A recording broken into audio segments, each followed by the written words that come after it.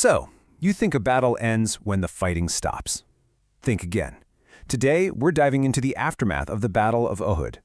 This is a story where, after the swords were put away, the real fight began.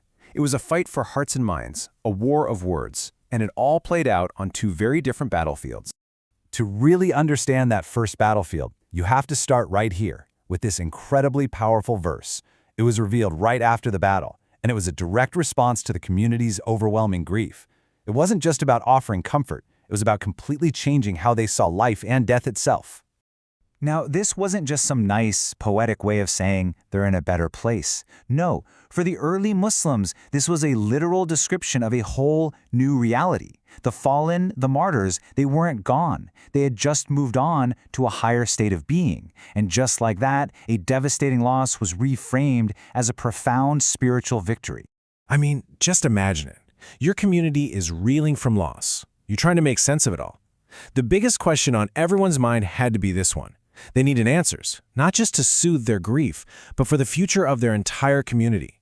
What did it really mean to be alive with their Lord? And the answer they got wasn't some complicated, abstract theological idea. It was something they could picture, something tangible, and honestly something beautiful.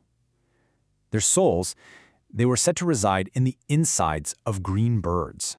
And get this description, which comes from a saying of the Prophet Muhammad recorded by Imam Muslim, it paints this incredible picture. These souls inside these green birds get to drink from the rivers of paradise.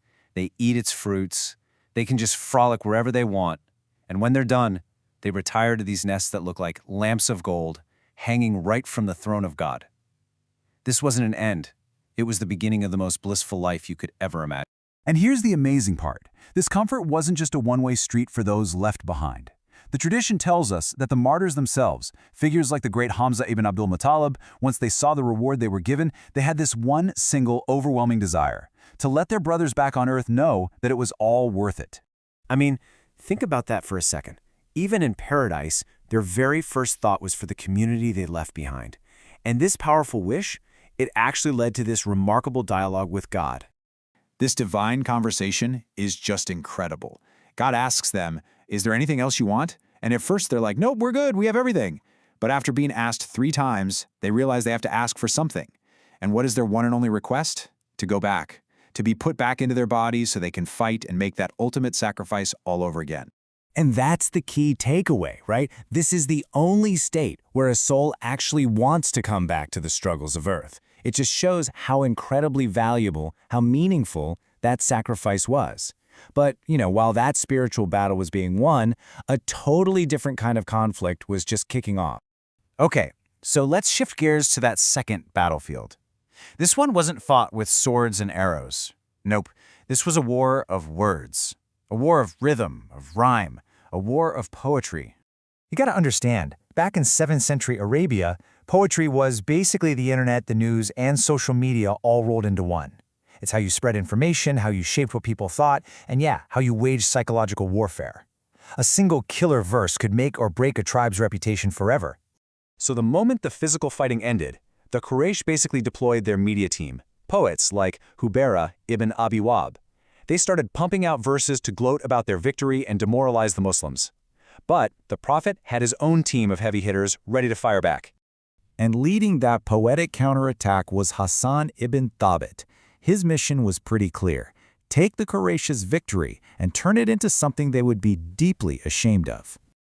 So think about the challenge here. How on earth do you spin this? How do you win the war of words when you've just lost the actual battle? Well, Hassaan's strategy was nothing short of genius.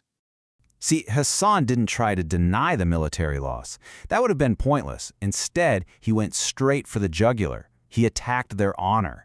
In that warrior culture, honor was everything. It was worth more than victory, even more than life itself. And he knew exactly where their pride was most fragile.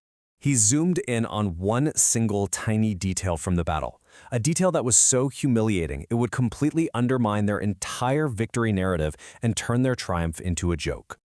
His message was basically this: don't get too cocky about your so-called victory. It's tainted. It was won by cowards. And the ultimate proof? He pointed out that in the heat of battle, they had run away and abandoned their flag. And that was the knockout punch. In a culture where your worth as a man is measured by your courage, the army's banner is the ultimate symbol of that courage. To abandon it is a huge disgrace. But to have a woman come and pick it up because all the men had fled, that was just unthinkable, a total, utter humiliation. So you see, it was a two-front poetic war. On one side, you had Hassaan on offense, just tearing down the enemy's honor and turning their win into a moral defeat.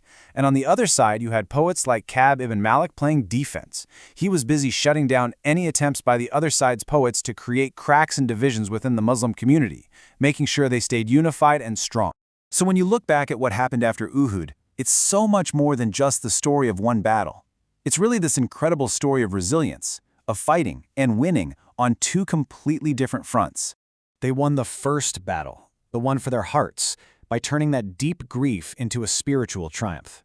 And they won the second battle, the one for the narrative, by flipping a military loss into a moral disgrace for their enemy. And that really leaves us with this huge question, doesn't it? What does it truly mean to win? Maybe, just maybe, it's not always about who's left standing on the physical battlefield.